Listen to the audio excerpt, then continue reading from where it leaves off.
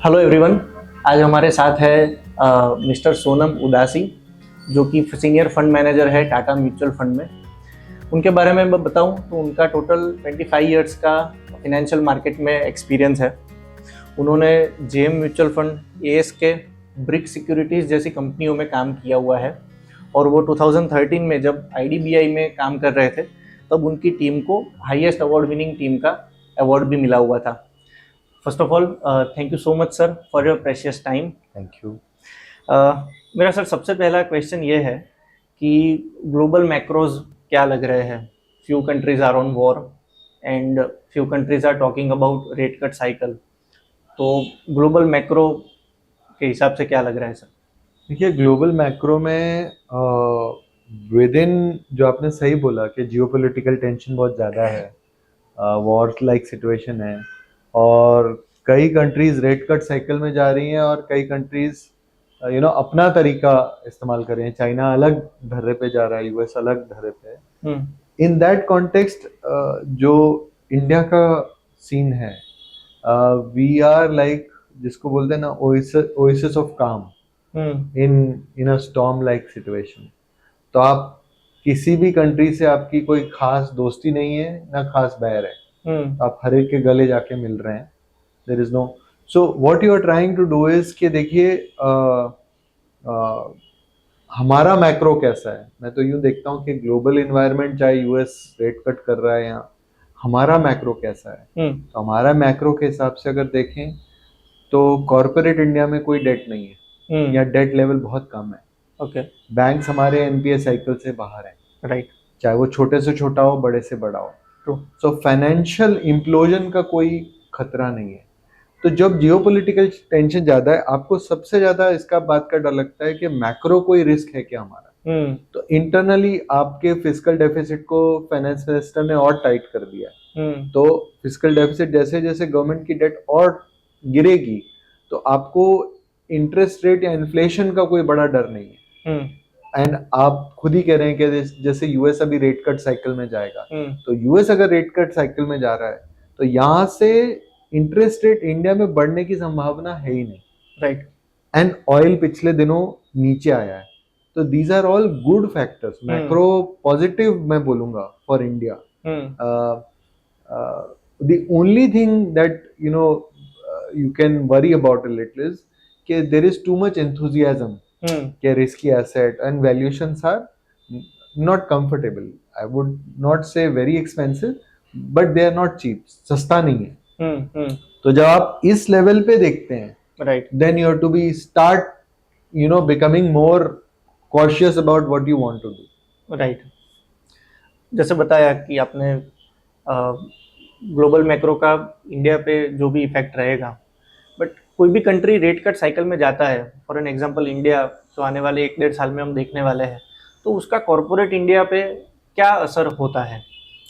See generally rate cut cycle जब भी आता है दो रीजन से आता है। या तो भाई आपकी इकोनॉमी ग्रो नहीं कर रही है और आप उसको पंप प्राइम करने के लिए रेट कट करते हो कि लोग इंसेंटिवाइज हो रिस्क लेने के लिए, यस, इन्वेस्टमेंट करने के लिए। ठीक है कि भाई जो हमको रिस्क नॉन रिस्क में हाई इंटरेस्ट रेट मिल रहा था, अब क्योंकि इंटरेस्ट रेट हाई नहीं है तो we now have to take more risk. और दूसरा ये होता है कि you are being force to do because of global factors. तो हमारा जो इंटरेस्ट रेट साइकिल है वो दो रीजन के वजह से कटेगा। ऐसा नहीं है कि हमारी इकोनॉमी ग्रो नहीं कर रही है। आरबीआई खुद कह रहा है इस साल हम लोग 7.2% जीडीपी ग्रोथ करेंगे। राइट। तो if that is the kind of growth, तो आपको रेट कट की, इकोनॉमी को ग्रोथ करने के लिए रेट कट की जरूरत नहीं है। It is just because oil नीचे आ रहा है और यूएस इंटरेस्ट रेट कट कर रहा है, तो you will have a look at it. लेकिन अगर आप खुद देखें 10 ईयर जो जीसेक हम देखते हैं रिस्क फ्री रेट, वो 7.2 से 6.8 हो गया है पिछले 6 महीने में, लेकिन आरबीआई ने एक बार भी रेट कट नहीं किया है। तो मार्केट ऑलरेडी इतना इंटेलिजेंट होता है कि फ्यूचर में आगे देखने लगता है। So that you have to worry in terms of it is a good cycle to be in, कि भाई आप इकोनॉमी की वजह से नहीं कर रहे हो, ये ऑयल की वजह से हो रहा है। तो what it will do is कि जो भी बिजनेसेस जो केपेक्स साइकिल हम कह रहे हैं कि बैंक्स में क्रेडिट ग्रोथ नहीं आ रही है, कि तो छोटे छोटे बिजनेसेस कर रहे हैं, लेकिन अगर रेट ऑफ इंटरेस्ट कम होता है जोर से, तो जो भी छोटे मझोले SME, mid cap, small cap जो कॉर्पोरेट्स हैं, जो आज इक्विटी बेच बेच के ग्रोथ कर रहे हैं, they will start looking at debt, कि यार थोड़ा लेवरेज करते हैं, that is more efficient way, so that can take forward your credit cycle. एक नया ग्रोथ पॉसिबिलिटी है, तो it gives you another reason to be positive on equities from a risk reward point of view. Right sir, आपकी fund management की बात करते हैं। You are personally managing consumer fund which is एक thematic product है। एक आप manage करते हैं पीई फंड जो डायनेमिक है, और एक है रिटायरमेंट फंड जो कि अलग ही तरह के इन्वेस्टर्स के लिए डिज़ाइन किया हुआ है। तो एक पर्सनालिटी, एक फंड मैनेजर अलग अलग इस तरह के डायनेमिक फंड किस तरह से मैनेज कर सकता है, एंड क्या एक्स्ट्रा एफर्ट्स और वो सब रिक्वायर्ड है इसके लिए?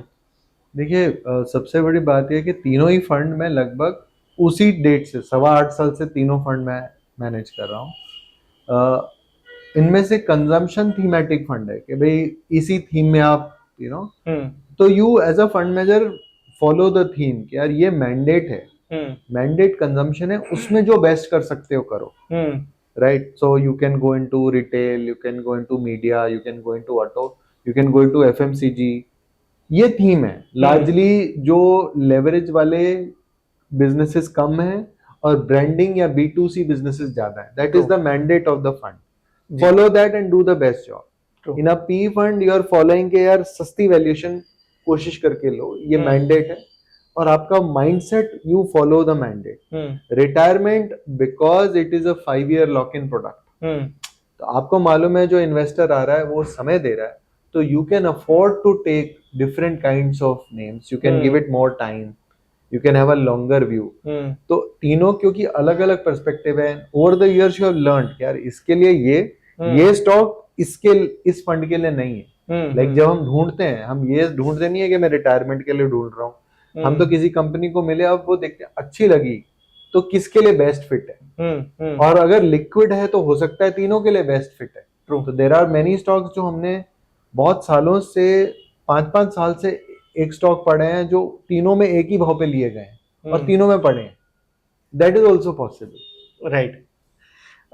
सर, हमने पिछले 4-5 साल ऐसे देखे हैं कि शायद ही कोई टाइम ऐसा आया होगा कि किसी ने करेक्शन देखा हो फाइनेंशियल मार्केट में, तो इन्वेस्टर के माइंडसेट में एक छोटा सा बी ऐसे शुरू हो जाता है कि मैं खुद से भी अब कर सकता हूँ, मुझे एडवाइज़र की भी क्या ज़रूरत है, मुझे फंड मैनेजर की भी क्या ज़रूरत है, मैं खुद से हर जगह पे इन्वेस्ट करूँगा, उतना एक्सपर्टीज़ मुझे आ गया है, ऐसा इन्वेस्टर को लगने लगता है। तो मैं आपसे जानना चाहता हूँ कि what does it take to become a fund manager, what is the importance of fund manager in the whole ecosystem of investment? देखिए सर, सिंपल बात यह है कि चढ़ती में सब चढ़ जाते हैं, तो हम लोग अंग्रेजी में बोलते हैं मिडास टच, मैंने टच किया गोल्ड हो गया। तो कभी कभी फेज होता है एंड पॉसिबल है, यू आर लकी।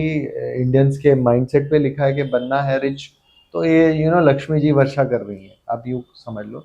लेकिन अगर आप स्ट्रक्चरली सोचो तो आपका कोर अगर आप छोड़ के इस पे ध्यान दे रहे हो तो आपको बैंडविड्थ खर्चा करना पड़ रहा है उस पर, तो आप करिए। अगर आपको और कुछ कोर करने को नहीं है और वहां ग्रोथ नहीं है तो आप इस पे टाइम दे पा रहे हैं तो करिए।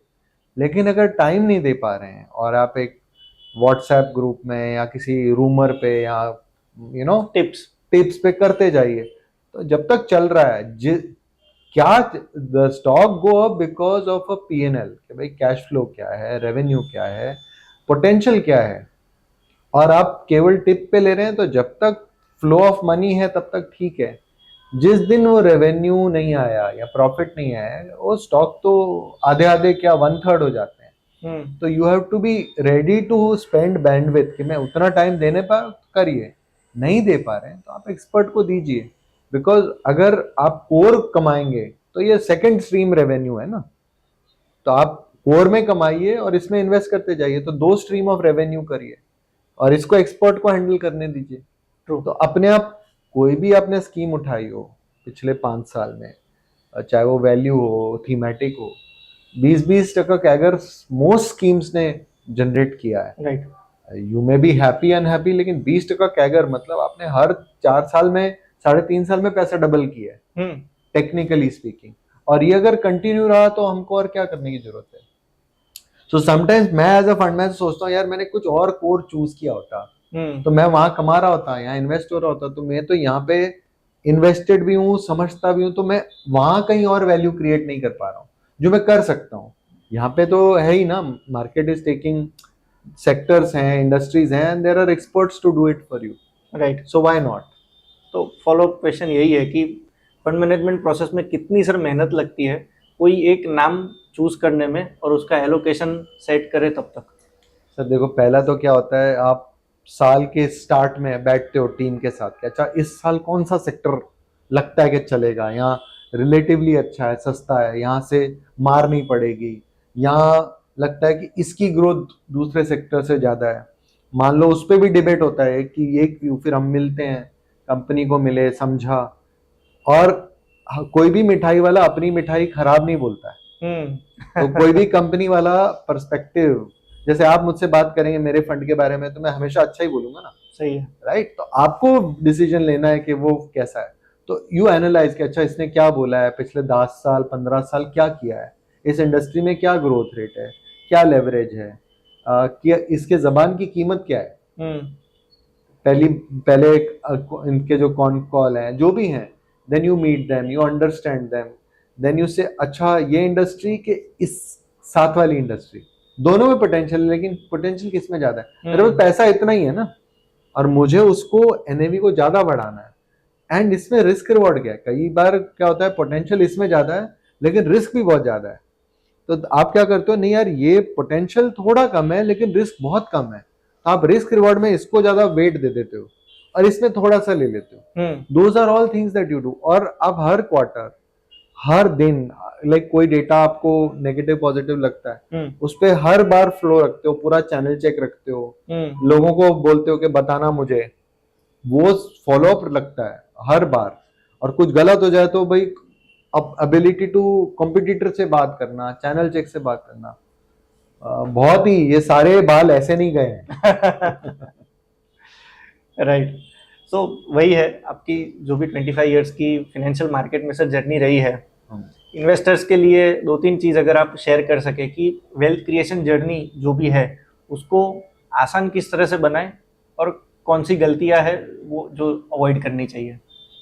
जो मैंने इतने सालों में सीखा है, the simplest way to become wealthy, देखिए पैसा कमाना is not the, in fact Rakesh Jhunjhunwala कहते थे कि यार मैं 100 का 800 हो गया, मैं इंटरेस्ट नहीं है, 800 के बाद वो कहाँ आके सेटल हुआ उसमें मुझे इंटरेस्ट है। That's how you become wealthy, कि मेरा वेल्थ का सेटलमेंट ऐसे है कि यूं जाता है और फिर यूं आता है, then you are not wealthy, you are a trader, then you are based on के मार्केट ने क्या किया। और वेल्दी बनना है तो कीप इट सिंपल, हम लोग उसको किस स्ट्रेटेजी बोलते हैं, कीप इट सिंपल सिली, किस स्ट्रेटेजी रहता है, जितना तामझाम कम हो, जितना आपको समझ में आए मैंडेट उतना बेटर है, बिकॉज आप क्लियर है कि यार ये फंड या ये स्कीम या ये स्ट्रेटेजी यही करेगा, true, then you are clear about it and you go for it. आपको स्ट्रेटेजी बड़ी क्लियर है, हमेशा एक समय दें।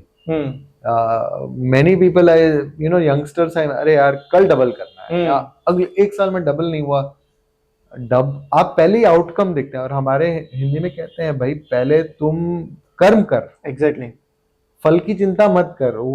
तो अगर हमने वही छोड़ दिया तो आप फल पे ही देखते रहेंगे तो एक टाइम ऐसा आएगा आप कर्म ठीक से कर ही नहीं पाएंगे, बिकॉज आप सिर्फ आउटकम देख रहे हैं, exactly, and you can never become rich like that. तो you have to look at कि मैं क्या कर रहा हूँ, क्या चाहता हूँ, मेरा गोल क्या है, क्या क्या एंड आजकल इतने फाइनेंशियल एवेन्यूज हैं, इंस्ट्रूमेंट्स हैं, that you can use to do better, to allocate better to your goal setting, true, and then plan better, and once you are relaxed, फिर वो अपने आप वो कर रहा है और आपने छोड़ दिया।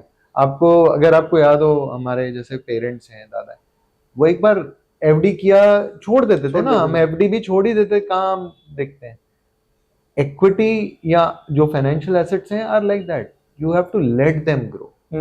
अब बार बार उसको देखते रहेंगे कि यार बर्डन नहीं हो रहा, बट अगर स्ट्रेटजी पे यकीन है, वो बड़ा होगा, टाइम तो अपने आप ब्लूम करेगा and it will make you so wealthy, अरे यार ये हो गया। True. So you know keep it as simple as possible. Thank you so much. So we had Mr. Sonam Udasi from Tata Mutual Fund. Thank you so much, sir, for your My pleasure, valuable my advice. pleasure. All the best. Have a great year. Thank you, sir. Thank you.